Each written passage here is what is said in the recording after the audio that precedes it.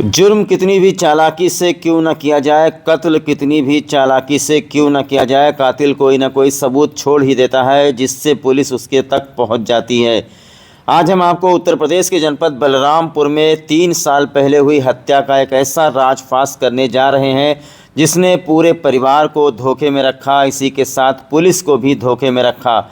हत्या 3 साल पहले की गई थी, लेकिन 3 साल बाद आखिरकार बलरामपुर की पुलिस कैसे कातिलों तक पहुंची, बहुत ही सनसनीखेज, बहुत ही हैरान कर देने वाला मामला आपको बताते हैं।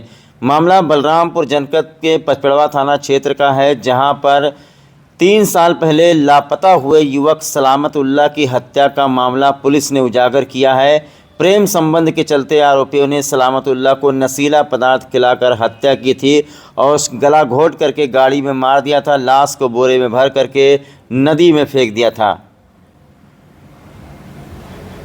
बलरामपुर पुलिस के मुताबिक 2003 में गुरचीवा निवासी काजी निहाल ने अपने भाई सलामतुल्लाह उम्र 30 की गुमशुदगी दर्ज कराई थी।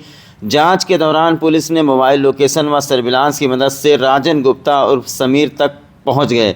उसके पास से मृतक का मोबाइल फ़ोन भी बरामद कर लिया गया है। और इस मामले में आपको बता दें कि बलरामपुर की पुलिस ने राजन गुप्ता को गिरफ्तार कर लिया है। एक व्यक्ति है इरफान, जो कि निवासी मुजैना रोड महादैया उतरौला कोतवाली का है, मैक्स अस्पताल के पास से गिरफ्तार किया है। 2 लोगों की गिरफ्तारी के लिए टीमों का गठन किया है। 2 लोगों को गिरफ्तार किया जा रहा है। पुलिस की पूछताछ में मुख्य आरोपी राजन गुप्ता और समीर ने बताया कि उसका जो मृतक है उसकी पत्नी से प्रेम प्रसंग था। महिला के विवाह के बाद ही वह उससे मिलने गुरचीवा जाता था और उसे हर हाल में अपने साथ रखना चाहता था। इस उद्देश्य से उसने अपने साथी ओसामा इरफान और मास्टर के साथ मिलकर एक हत्या की साजिश रची। आरोपियों ने 5 नवंबर 2023 को सलामतुल्लाह को घूमने के बहाने कार में बिठाया।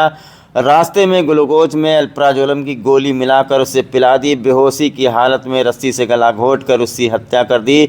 इसके बाद शव को बोरे में भरकर दूसरी गाड़ी से अयोध्या ले गए और पुल से नदी में फेंक दिया, ताकि लोगों को लगे किसी ने यहाँ पर जल समाधि किसी को दी है।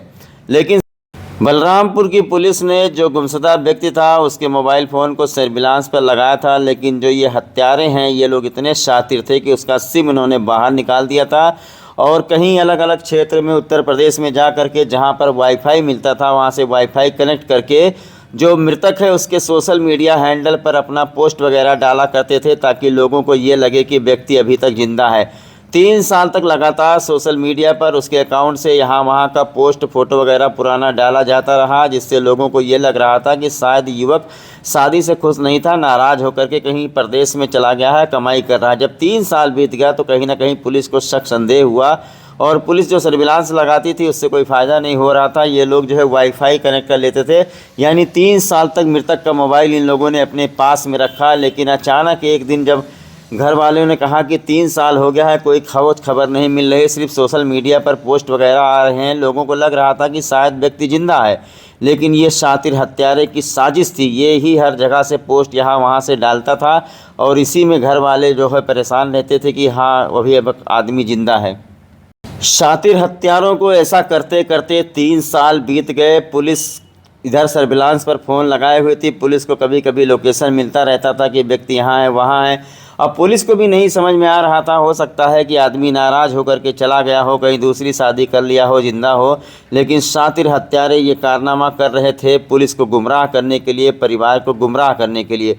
3 साल का वक्त बहुत होता है। उसके बाद में परिजनों ने पुलिस से संपर्क किया तो आखिरकार पुलिस ने सिम कार्ड को लोकेशन पर ले करके जब राजन गुप्ता को गिरफ्तार किया तो सारा का सारा कत्ल का पर्दाफाश हो गया। 2 लोगों को जेल भेज दिया गया है, बाकी 2 लोगों की तलाश करवाई जा रही है। ये चाहते तो बहुत आसानी से बच सकते थे। मामला 3 साल का हो चुका था, लेकिन ज़्यादा दिमाग लगाने के चक्कर में ये पोस्ट कर रहे थे सोशल मीडिया पे, इसलिए पकड़े गए। पचपेड़वा में 16/23 गुमशुदगी 15/11/2023 को दर्ज की गई थी।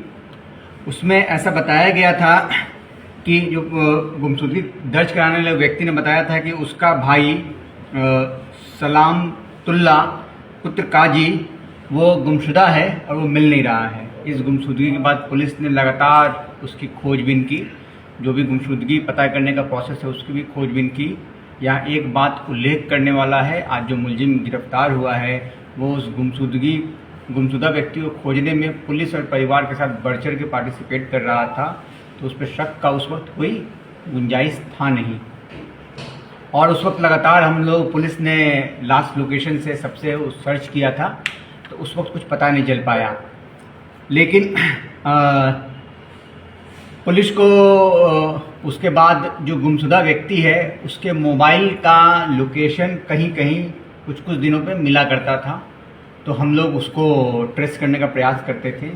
और अभी फ़िलहाल लगभग 1 महीना पहले हमें एक ये जानकारी प्राप्त हुई कि मोबाइल रिचार्ज हुआ है बहराइच में। फिर हम लोगों ने कैसे रिचार्ज हुआ, किस दुकान से रिचार्ज हुआ, रिचार्ज का पेमेंट कैसे हुआ, वहाँ पे कौन सा इंटरनेट से उस मोबाइल को कनेक्ट किया गया, सारी बारीकी जानकारी हम लोगों ने इकट्ठा की। और उसी के आधार पर हम लोग इस निष्कर्ष पे पहुँचे कि जो व्यक्ति आज गिरफ्तार हुआ है राजन गुप्ता, इसकी कहीं ना कहीं संलिप्तता है, क्योंकि उसके ट्रेस जो हैं साक्ष्यों के ट्रेस राजन गुप्ता तक जा रहे थे। इसके बाद हम लोगों ने राजन गुप्ता को पकड़ के उससे पूछताछ की, तो पूछताछ में उसने पूरी बात को कबूला और उसने बताया कि वो सलामतुल्ला की पत्नी से उसे प्यार था और इसलिए उसने सलामतुल्ला को उसी दिन मार दिया था। और उस दिन वो उसको लेके बांध पे गया था और वहाँ से फिर उसको कुछ खिला के बेहोश कर दिया, गाड़ी में बैठा के अन्य अभियुक्तों के साथ मिलकर उसकी हत्या कर दी। उसकी बॉडी को बोरे में पैक करके नदी में फेंक दिया। जो स्थान फेंकने का बताया गया है वहाँ से उस दिन जितनी बॉडी प्राप्त हुई हैं उन सब पे पुलिस जांच कर रही है और पुलिस इस व्यक्ति की बॉडी प्राप्त करने का पूरा प्रयास कर रही है। जो अहम साक्ष्य हमारे हाथ लगा है उसमें उस मृतक व्यक्ति का मोबाइल है, जो कि कंटिन्यूसली अलग अलग जगह पर ऑन करके ये साबित करने का प्रयास कर रहा था कि व्यक्ति खुद ही अपनी पारिवारिक कलह के कारण दूर कहीं चला गया है और वो अपना मोबाइल उपयोग कर रहा है। तो इस पर वो मोबाइल हमने बरामद कर लिया है। इसमें अन्य सभी साक्ष्य इकट्ठा किए जा रहे हैं। राजन गुप्ता उर्फ समीर और इरफान पुत्र मोहम्मद जहीर खां, इन दोनों को गिरफ्तार कर लिया गया है। अन्य और भी अभियुक्त हैं जिनके विरुद्ध विधिक कार्रवाई की जाएगी।